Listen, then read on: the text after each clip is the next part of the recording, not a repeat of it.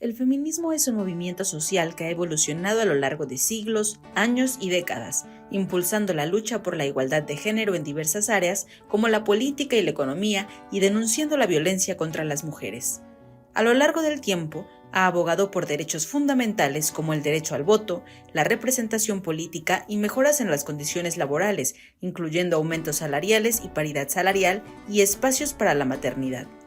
Estas luchas han conferido al feminismo una creciente relevancia en la sociedad contemporánea. Históricamente, las mujeres han enfrentado la discriminación arraigada. Filósofas como Mary Wollstonecraft abogaron por la igualdad de género, defendiendo el acceso de las mujeres a la educación y derechos civiles equiparables a los hombres. En la actualidad, el feminismo sigue siendo una lucha necesaria para lograr la igualdad y la justicia. ¿Qué implicaciones tiene el movimiento feminista y cómo se manifiesta en la actualidad? ¿Cuáles son sus alcances y limitaciones? Esto y más en Lo Marginal en el Centro. Buenas noches a quienes nos acompañan en esta emisión de Lo Marginal en el Centro. Bienvenidas y bienvenidos. En el programa de esta noche platicaremos sobre el movimiento feminista en nuestro tiempo, su actualidad, su profundidad, sus límites y sus perspectivas. Para hablar sobre este tema nos acompaña Andrea De Atri, quien es militante y dirigente del Partido de los Trabajadores Socialistas, el PTS por sus siglas, en Argentina. Es militante marxista, especialista en estudios de la mujer. Ha escrito diversos libros y análisis sobre feminismo y marxismo. Andrea, un placer contar contigo en el panel de esta noche. Bienvenida. Muchas gracias. Nos acompaña también Yara Villaseñor, quien es socióloga y maestra en estudios latinoamericanos por la Universidad Nacional Autónoma de México, parte de la agrupación feminista socialista Pan y Rosas México.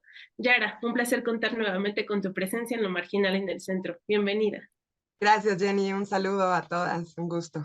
Y para cerrar nuestra lista de invitadas, tenemos a la doctora María del Carmen García, quien es doctora en filosofía por la Universidad Nacional Autónoma de México, profesora investigadora de tiempo completo de la UAP, miembro del SNI, fundadora del Centro de Estudios de Género de la UAP. Doctora María, un gusto contar con su opinión en este panel. Muchas gracias por aceptar la invitación. Gracias por la invitación. Entonces, comencemos con la charla de esta noche. El feminismo es uno de los movimientos sociales que mayor espacio ocupa en el movimiento político actual. No solo México o América Latina, sino todo el mundo está viendo sacudida la cotidianeidad, las relaciones humanas, la agenda política, por un nuevo auge del feminismo que pone énfasis en distintos problemas que afectan la libre autodeterminación de las mujeres, desde la participación política, los derechos políticos, hasta la libre decisión sobre el cuerpo propio. Andrea, quisiera comenzar contigo y preguntarte cuál es tu perspectiva sobre la diversidad del movimiento feminista y cuáles son las implicaciones de la diversidad dentro del mismo movimiento. Bien, creo que la heterogeneidad del movimiento se debe a que precisamente es un movimiento, es decir, no responde exclusivamente a un sector social o a una categoría, sino que reúne a mujeres de distintos ámbitos, de distintas experiencias, de distintas tradiciones políticas y culturales, y por lo tanto también representa sus distintos intereses, ¿verdad? Entonces, creo que la consecuencia es que dentro de la potencialidad que implica la unidad de distintas participantes del movimiento en alguna lucha puntual, por alguna demanda específica,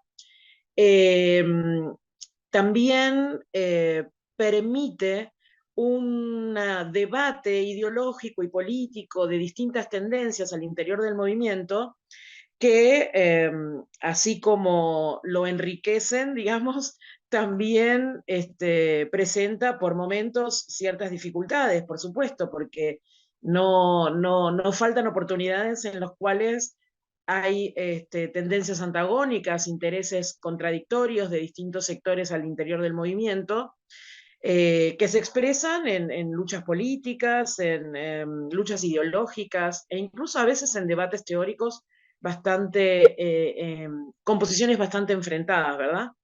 Creo que eso es la historia del movimiento feminista y se puede ver en la historia y se puede ver en la actualidad, ¿no es cierto? Donde eh, también la participación, sobre todo en la última oleada feminista, la participación de los partidos políticos del régimen dentro del movimiento o como tendencias del movimiento, bueno, pues atraviesan sus debates de manera a veces muy álgida, ¿no es cierto? Pero creo que de todos modos es la única forma en que puede entenderse un movimiento, realmente si pretende ser masivo y se pretende abarcar a la mayor cantidad de mujeres que desean luchar por su emancipación, contra la opresión o contra la discriminación, por su inclusión, digamos, distintas formas de manifestar esta lucha contra la equidad en la que vivimos. Muchas gracias, Andrea. En este mismo sentido, quisiera preguntarte, Yara, ¿cómo entender esta diversidad del movimiento y si podemos considerar que hay una demanda fundamental de los feminismos que de algún modo los logre unificar? Sí, a mí me parece que digamos, hay tantos feminismos como diferencias entre las mujeres. Creo que parte mucho de las distintas vivencias y locaciones desde donde se puede atravesar o encarnar esta experiencia feminista, y eso ha llevado a que hoy, pues las mujeres en general, en su gran mayoría pobres, trabajadoras o migrantes, compartan una experiencia común que ha permitido que las demandas del movimiento feminista hoy confluyan, en particular en relación a el cuestionamiento a la violencia y en todas sus formas, ¿no? En particular, por ejemplo, en una región como México, Centroamérica, pues a una violencia que tiene como último eslabón al feminicidio, y por otro lado a una realidad, digamos, estructural, material, que atraviesa la vida de esta gran mayoría de las mujeres, que tiene que ver con la explotación asalariada, con los bajos salarios, con las imposibilidades para poder llegar a fin de mes, producto del aumento en el costo de la vida o en los servicios. Y esto además se ha cruzado por demandas que no son nuevas, pero que están renovadas, digamos, producto de la sensibilidad de una nueva generación que despertó al feminismo, y que es en particular la pelea por el aborto legal, por los derechos sexuales y reproductivos, que me parece que en general, por lo menos en el continente, pero también a nivel internacional, son demandas que coinciden, ¿no? Desde distintas perspectivas o desde las distintas expresiones del movimiento feminista. A esto en particular agregaría yo que hoy, en un contexto como el que vivimos en México, también se ha sumado la necesidad de mantener o pelear por la independencia política del movimiento de mujeres frente a los partidos de derecha o al propio gobierno, que en plena coyuntura electoral pues no dudan en hacer uso e instrumentalización de nuestras demandas para poder atraer al voto femenino, que me parece que va mucho en sintonía con esto que planteaba Andrea, ¿no? Sobre cómo la operación de las distintas tendencias del régimen al interior del movimiento y de los distintos sectores que se expresan en él configuran distintos objetivos, distintas demandas, pero bueno, yo señalaría estas como aquellas que nos unifican en gran medida. Sí, muchas gracias, Yara. Y quisiera preguntarle también a usted, doctora María, en este mismo sentido, ¿podemos hablar de una demanda fundamental del feminismo sin perder de vista las especificidades de los distintos feminismos y qué implicaciones tiene esta heterogeneidad en la lucha del feminismo? Y primeramente, una demanda específica, desde luego que seguirá siendo el combate a la violencia de género en todas sus manifestaciones, en todos sus tipos. Algo que sí tiene que de alguna manera considerarse es que al margen de las corrientes feministas, al margen de la posición política dentro de los movimientos feministas, hay un denominador común. Y ese denominador común es cambiar la condición de las mujeres. ¿Qué condiciones? Pues básicamente condiciones de igualdad, de no violencia, de acceso a todos los ámbitos del conocimiento, del trabajo, de la vida en general, ¿sí? En las mismas condiciones que todas las personas. Mientras alguno de estos factores efectivamente no se ha resuelto, los movimientos feministas con diferentes expresiones se seguirán manifestando. Porque si por algo se identifican todos estos movimientos, es porque hay algún elemento específico que se quiere cambiar. Pero el denominador común en términos generales va a ser cambiar la condición de las mujeres. Y desde luego, el foco rojo lo apunta a la violencia. Mientras exista violencia, va a haber movimientos feministas. Pero el otro, y yo coincido con Yara específicamente, es de veras los derechos sexuales y reproductivos de las mujeres, ¿sí? Estas olas verdes que hemos visto en los últimos años y que vamos a seguir viendo, pues tiene que ver con ello, ¿no? Y entran en un debate siempre que postergan las decisiones, las legislaciones, etcétera, y no vemos un resultado común. Entonces, y si vamos abriendo el espectro de esas condiciones por las cuales se lucha, pues desde luego se abren, pero se abren ahora de manera diferente. ¿Por qué? Porque estas desigualdades también son diferentes incluso entre nosotros. No es lo mismo que hablemos, por ejemplo, no sé, tenemos académicas de cierta universidad, de ciertas universidades, ciertas localidades, etcétera, a que abramos el espectro a otras mujeres. Y entonces las desigualdades toman diferente rango, pero en conjunto sí podemos decir que tenemos que pugnar porque esas condiciones se vayan transformando, ¿sí? Y mientras no lo logremos, y desde luego no lo vamos a lograr todas las mujeres, de ahí el llamado precisamente a la suma de esfuerzos, pues van a seguir los movimientos y qué bueno que se den en ese sentido también, ¿no? Pero algo interesante que yo quisiera apuntar es que el cambio generacional también ha sido muy importante. El cambio generacional lo estamos viendo, palpando ahora. Nuestras jóvenes, desde luego que tienen otras dinámicas, otras perspectivas, otras necesidades, que tienen otra forma de manifestarse al margen de lo que se considere fuera, ¿no? Fuera de los movimientos, que sí son más violentas, que si no, eso no es problema dentro del movimiento. El movimiento refleja, lo que refleja es esta necesidad de cambiar nuestras condiciones. Sí, es muy interesante lo que plantean las tres en este segmento del programa, sobre todo porque en muchas ocasiones pareciera que una de las críticas que se le hace al feminismo es que hay una diversidad de feminismos que pareciera que tienden hacia distintas demandas que no logran de alguna manera unificarse. Y como lo han planteado las tres, sí hay puntos de encuentro dentro del feminismo que son tratados de resolver por las mujeres de distintas formas. Y sobre esto mismo quisiera preguntarte, Yara, ¿cuáles son desde tu perspectiva, perdón, las principales limitantes del movimiento feminista actual? Una de las críticas es esta que mencionaba. ¿Sería justa este tipo de críticas? ¿Cuáles serían, en todo caso, los problemas al interior del movimiento en los que se debe poner atención para avanzar y fortalecerlo?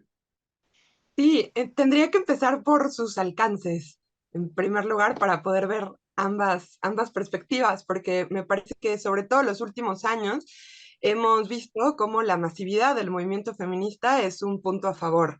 Primero, porque esa masividad permite imponer demandas propias en la agenda política e irrumpir, digamos, en los distintos aspectos de la vida, transformándola o por lo menos me parece pues construyendo nuevos sentidos comunes que hoy generalizan la idea de que pues la violencia contra las mujeres está mal, ¿no? Y que además hay una situación de inequidad, de desventaja, de vulnerabilidad, que no va más, ¿no? Me parece.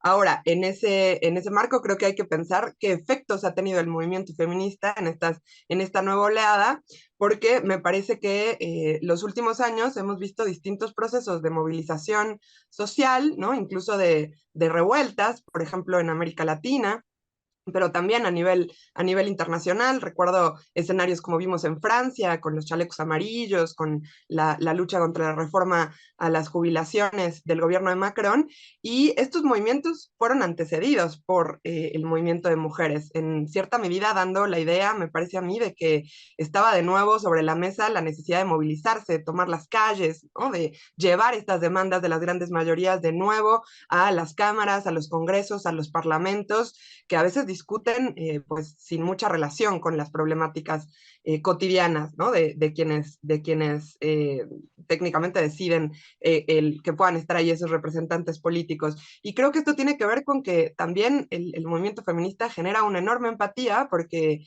digamos, la mitad de la población, por lo menos a nivel mundial, se siente identificada con estas problemáticas, ¿no? Ha enfrentado algún tipo de violencia machista o reconoce que hay esta inequidad, ¿no? Para el conjunto de las mujeres. Claro, hay que decir, esta inequidad es mucho mayor cuando se trata de mujeres trabajadoras, pobres o migrantes, ¿no? Que no tienen, por ejemplo, las condiciones materiales que pueden tener un sector de mujeres más acomodadas o perteneciente a las clases empresariales, ¿no? Etcétera.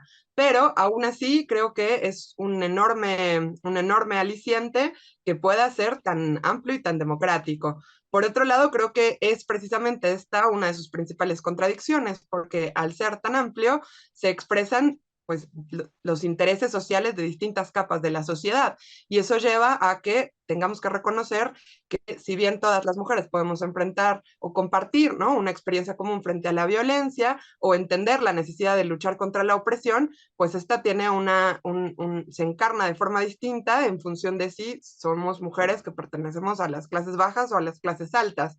Pues no es lo mismo vivir en una zona acomodada, con transporte, con auto propio, ¿no? Con servicios, tener un ingreso salarial que permita cubrir todas estas necesidades, a vivir en la desocupación o vivir en la periferia de la ciudad o tener una condición de ilegalidad, ¿no? O de falta de derechos plenos bueno, que genera una vulnerabilidad mayor. Ahora, creo que frente a esta contradicción, pues lo que hace falta es discutir qué tipo de alianzas pueden configurarse dentro del movimiento feminista, y por qué acabar con la opresión no hace solamente a un problema cultural, sino que requiere pensar cuáles son las bases estructurales de esta opresión, ¿no? Y por qué hoy distintas instituciones del Estado y los distintos gobiernos al servicio de los empresarios pues replican estas condiciones de vulnerabilidad de las mujeres con políticas patriarcales, ¿no? O por lo menos con políticas que no apuntan a resolver un cambio pues estructural, una transformación profunda de la sociedad,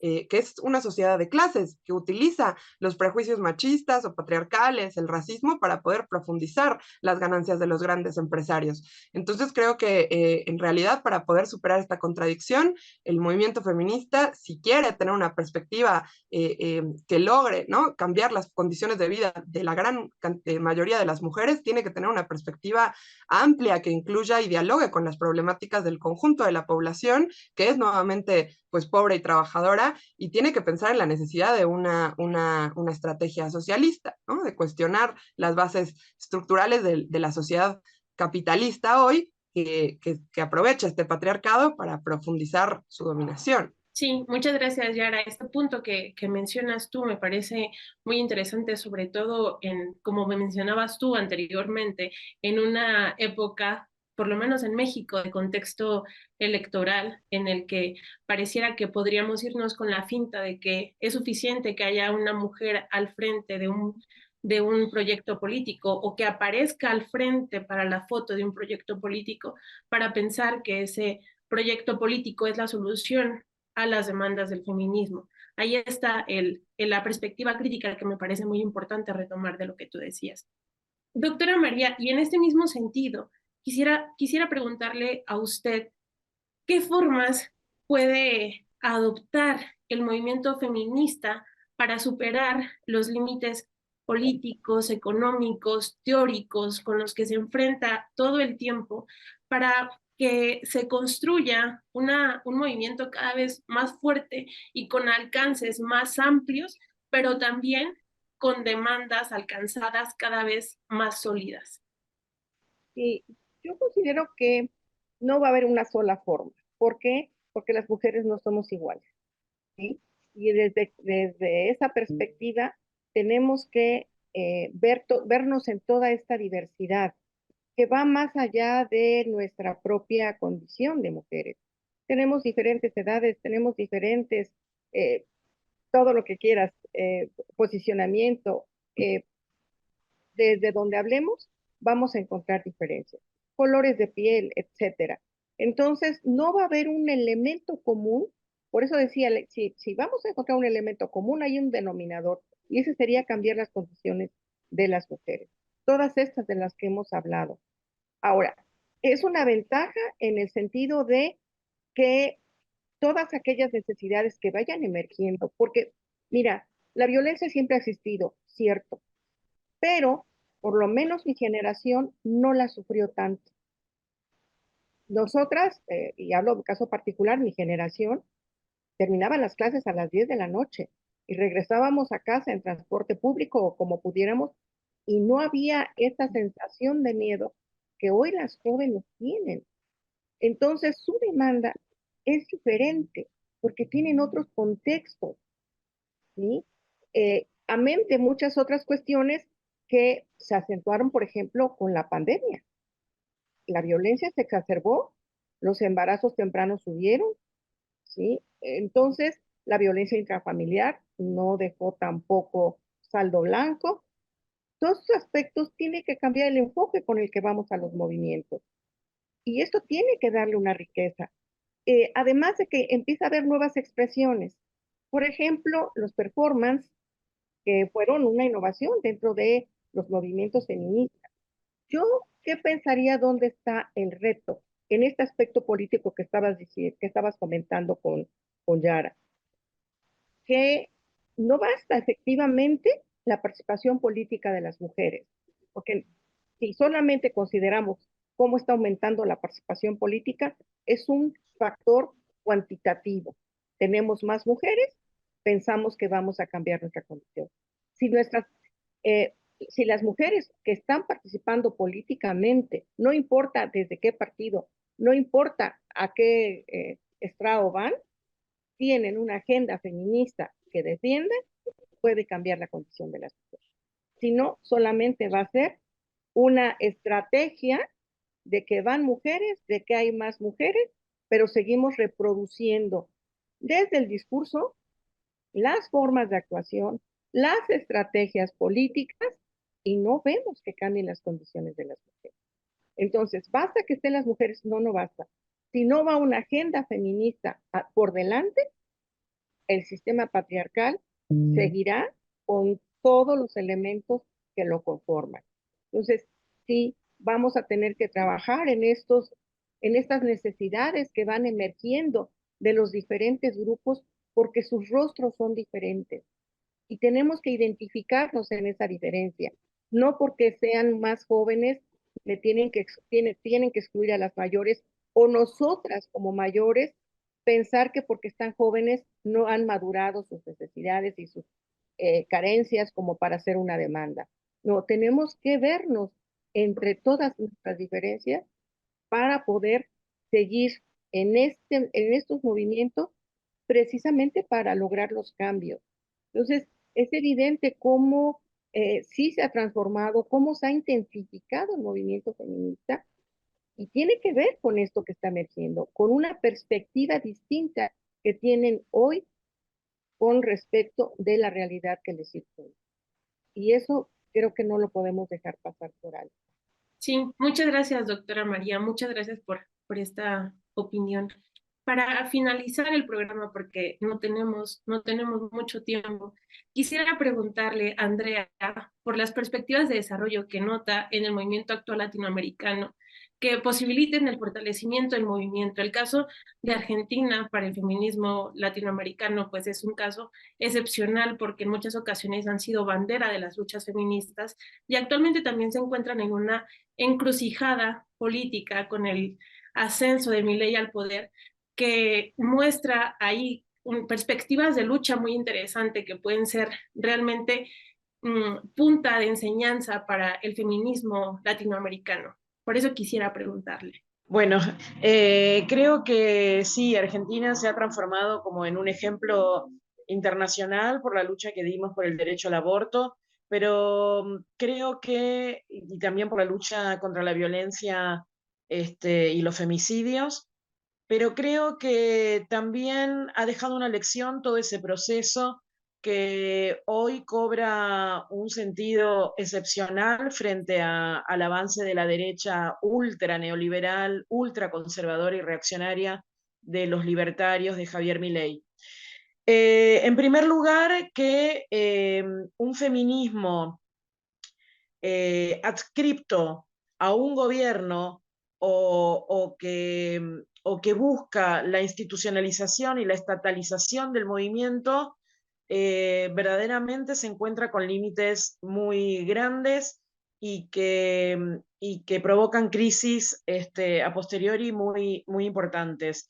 En Argentina venimos de un gobierno que progresista, o que por lo menos se presentaba como progresista, que dejó a la población con un 125% de inflación anual, a 40% de la población bajo los índices de pobreza, y al mismo tiempo con un discurso de un Estado que ampliaba derechos y con una hiperbólica actividad de adscripción de los feminismos en múltiples secretarías, ministerios de género, de la mujer, de la diversidad sexual, programas, planes, etcétera, que en muchos de los casos no podía o no quisieron o no se pudo hacer nada por cambiar las condiciones de vida de las mujeres, que mayoritariamente empeoraron drásticamente. Frente a esa situación, el caldo de cultivo que se creó fue propicio para que Javier Milei y la ultraderecha se apoyara o fundamentara sus ataques contra la casta política, contra el Estado y el rol del Estado, y contra los feminismos, considerando a las feministas también como parte de esa casta política, denunciando que eran sectores que buscaban tener privilegios mientras la mayor parte de la población se hundía en la pobreza. Es un discurso demagógico, sabemos, es un discurso basado en muchísimas falacias, pero lo cierto es que incluso hasta intelectuales de izquierda, que nadie podría decir que tienen que ver con la derecha, han señalado que esta retórica del Estado ampliador de derechos, del Estado que le abría las puertas al feminismo, del Estado que concedía generosamente derechos como el derecho al aborto, etc., era más bien, como decía unos intelectuales, decía recién, han denominado más una mímica de Estado que un Estado presente. Entonces, esa contradicción entre un discurso exacerbado sobre los derechos que concede el Estado relacionados con el feminismo en este caso, y las verdaderas condiciones de vida que empeoraron brutalmente en Argentina, producto del pacto con el Fondo Monetario Internacional, el pago de la deuda externa tomada por un gobierno anterior de derecha, pero no negada y siempre pagada por los gobiernos siguientes, verdaderamente esa contradicción estalla y crea el caldo de cultivo para el crecimiento de esta derecha, que hace demagogia sobre esa situación y pone en el mismo en el mismo saco, en la misma bolsa de los enemigos del pueblo, digamos, a las feministas y sus supuestos privilegios, a los pobres y su supuesto privilegio de cobrar un plan asistencial por no tener trabajo. Es decir, aparentemente a esa degradación de las políticas públicas y a esa degradación de las condiciones de vida, la derecha, la derecha las utiliza para buscar enemigos y poner a pobres contra pobres como los enemigos y escapar, por supuesto, de la definición clara de que los enemigos siempre son el capital más concentrado, las organizaciones internacionales imperialistas que lucran con las deudas externas de nuestros países, y por supuesto la casta política de los partidos tradicionales que defienden estos intereses, ¿no es cierto? Entonces, yo creo que una de las cuestiones más importantes de las conclusiones de esta etapa del feminismo en Argentina anterior, que fue muy potente, que fue muy poderoso, que verdaderamente cambió la subjetividad de millones de mujeres en Argentina, pero al mismo tiempo, creo, nos deja la lección de que o luchamos por el pan y por las rosas, es decir, no solamente por los derechos democráticos, no solamente por las rosas, no solamente por el derecho al aborto, no solamente contra la violencia de género, no solamente por todo lo que tiene que ver con las libertades civiles, sino también por el pan, es decir, por los salarios, por las condiciones de vida precarias, por el trabajo y por todo lo que hace a la vivienda, etcétera, etcétera. Y esas luchas van unidas, o si no, siempre vamos a estar en la contradicción eh, de no mencionar los derechos civiles y democráticos porque nos gobierna la derecha, entonces no queremos provocar que nos ataquen o eh, que nos estigmaticen desde el lugar conservador, o no vamos a mencionar las verdaderas demandas económicas que se ponen al día con gobiernos que, porque votan el derecho al aborto o algún otro derecho civil, el matrimonio igualitario, la ley de identidad de género u otras condiciones de ese tipo, entonces no podemos criticarlo, aunque estemos hundidos en el 125% de inflación, con los salarios pulverizados y verdaderamente con índices de pobreza verdaderamente trágicos, ¿no es cierto? Entonces, creo que el desafío pasa por sacar las conclusiones de nuestros feminismos en la Argentina, y entender que o luchamos por el pan y por las rosas al mismo tiempo, sin dividir las demandas democráticas de las demandas económicas, o verdaderamente siempre vamos a estar haciendo el juego a algún gobierno que en última instancia, de una manera salvaje, brutalmente agraviante para las inmensas mayorías, como es el gobierno de la ultraderecha, o con un lenguaje inclusivo y con buenos modales, de todos modos, ambos aceptan someter al país a los dictados del Fondo Monetario Internacional, a los dictados del imperialismo, y por lo tanto atentar contra la soberanía nacional y por supuesto contra las condiciones de vida de las inmensas mayorías populares, que son quienes pagan finalmente todos los acuerdos que los gobiernos de un signo o del otro terminan aceptando bajo los dictámenes, digamos, de un sistema que funciona bajo los dictámenes de las grandes corporaciones económicas, que solo piensan en cómo conseguir mayormente sus ganancias. Con más negociación, con más con tiempos más lentos o con tiempos ferozmente rápidos y furiosos como los que está empleando la derecha, que apenas ganó las elecciones hace 3 meses, pero finalmente quienes pagan el pato de la boda siempre, absolutamente siempre, son las inmensas mayorías populares y particularmente las mujeres y la diversidad sexual. Entonces creo que esa es una cuestión fundamental. Y por último, déjame decirte que creo yo que en última instancia los feminismos, por la degradación brutal a la que está sometiendo el capitalismo al planeta y a la humanidad,